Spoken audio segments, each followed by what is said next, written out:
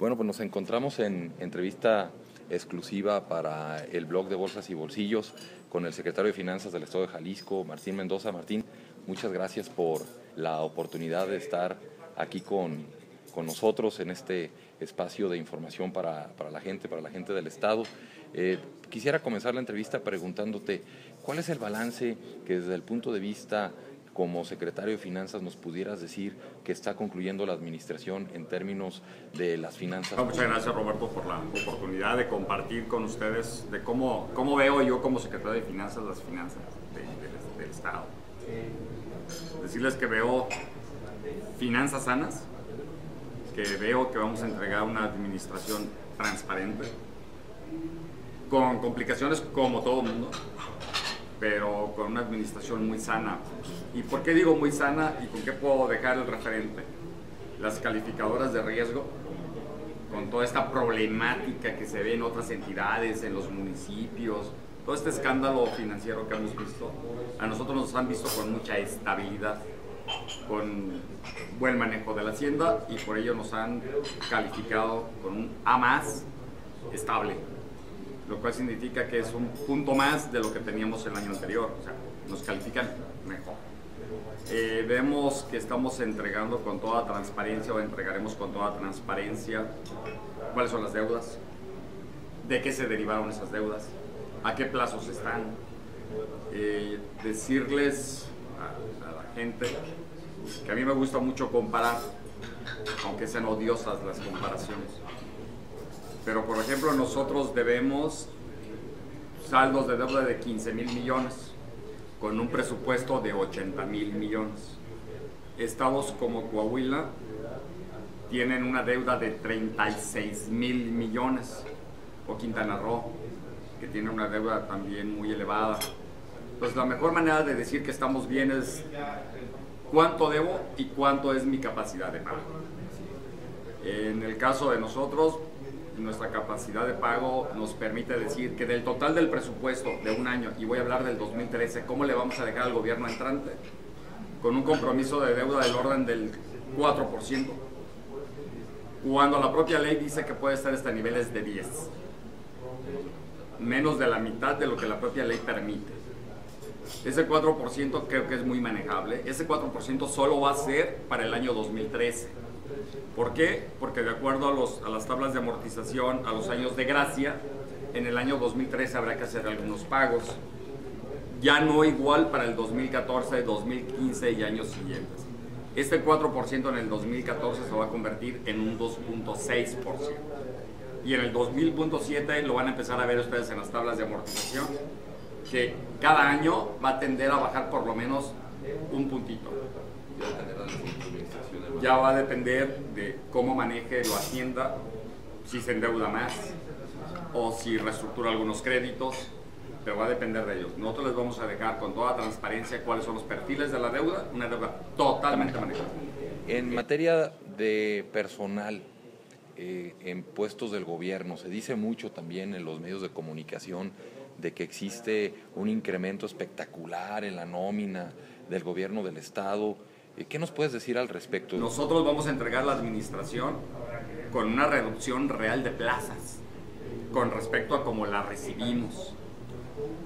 Digo real en las áreas administrativas. Si tú haces una sumatoria, sí, aparentemente vas a ver un crecimiento en plazas con respecto a cuando inició la administración del gobernador Emilio. Lo que es importante decir es a qué áreas fueron. Fueron a seguridad, fueron a salud y fueron a educación. Para terminar, el tema de los panamericanos. Se dice mucho que hubo por ahí un incremento importante en la deuda, que por ahí hubo unas cantidades muy fuertes de gasto. ¿Cuál es el balance que nos puedes dar como secretario de Finanzas de lo que sucedió en el ámbito de los panamericanos? Porque me parece que sí hay que recalcar que fueron los panamericanos mejores de la historia y que es un orgullo para nuestro estado, para nuestra ciudad, para nuestro país el haberlos tenido aquí, pero creo que las cifras se pueden tener distorsionadas y pues nos gustaría que nos las aclararas. Sí, con mucho gusto, Robert. En la parte que yo conozco y en la parte que yo manejo, es decirles, cuando estuvimos los Panamericanos todo el mundo celebramos, desde que nos dieron la sede. había la gran euforia de toda la población y de todos los sectores políticos, de todos los actores sociales. Y ahora no sé por qué tienen tantas confusiones. Yo solo quisiera aclarar con un ejemplo.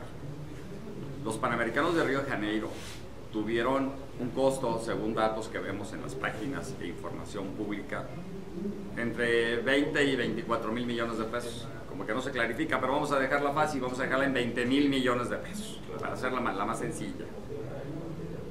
Los de Jalisco, los de México, fueron 4 años después.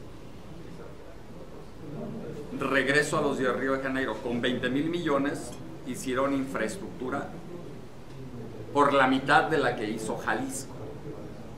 O sea, la infraestructura de los Panamericanos de Río de Janeiro fue menos infraestructura o la mitad de la que hicimos en Jalisco. 4 años después hicimos el doble de infraestructura para los Panamericanos, con un presupuesto 30% del costo de Río de Janeiro. Entonces, si eso sirve como un dato de decir si se hicieron bien o se hicieron mal, agréguenle que fueron los más exitosos de la historia.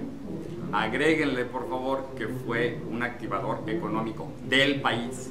Posesionó Jalisco al país ante el mundo como un país tranquilo, como un país que no tenía problemas de inseguridad, como un país que motivó y grandes inversiones en Jalisco. Tenemos grandes inversionistas que se atrevieron, derivados de los Panamericanos, infraestructura hotelera, algunas otras empresas que se vinieron derivado de la activación económica por los Panamericanos. Entonces, ¿qué puedo decir de los Panamericanos?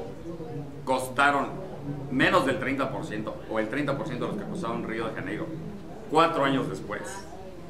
Se realizó el doble de infraestructura de Río de Janeiro y fue un gran activador económico y los más exitosos de la historia. Pues yo creo que la gente que ha opinado de cómo están las cuentas seguramente no lo entiende o es otro edificio. Pero sí, también es cierto decir que para la organización de los Panamericanos hubo un comité.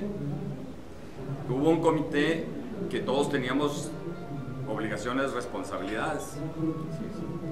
Y al final de las cuentas, de los gastos, el gobierno federal no aportó para lo que es la operatividad de los Panamericanos.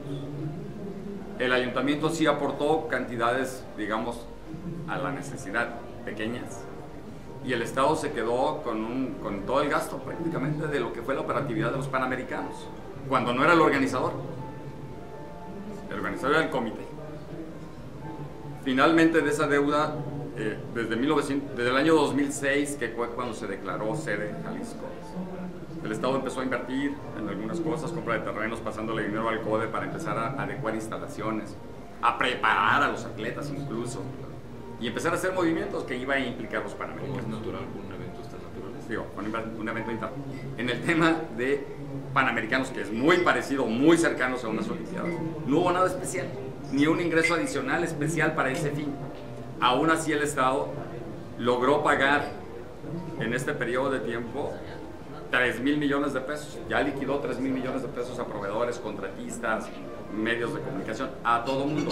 Sí, todavía estamos debiendo 1.800, que es lo que hoy le estamos proponiendo al Congreso pueda ir en el presupuesto 2003, con el fin de dejar las finanzas lo más sanas, lo más manejables para el nuevo gobierno. Se liquidan en el 2013 con un proyecto de ingresos que les estamos entregando también sustentado para que lo puedan hacer, y en el 2014 van a empezar a tener muchísima más flexibilidad en el manejo de la hacienda pública. Y digo muchísima porque aún en el 2013 van a tener flexibilidad en el manejo de la hacienda pública. Interesante. Martín, te agradezco muchísimo. Ha sido un placer tenerte con nosotros. Gracias. Y pues el mejor de los éxitos. Y ojalá tengamos oportunidad de platicar como esta todas las veces que tú gustes. Muchísimas gracias. Gracias, Rafa.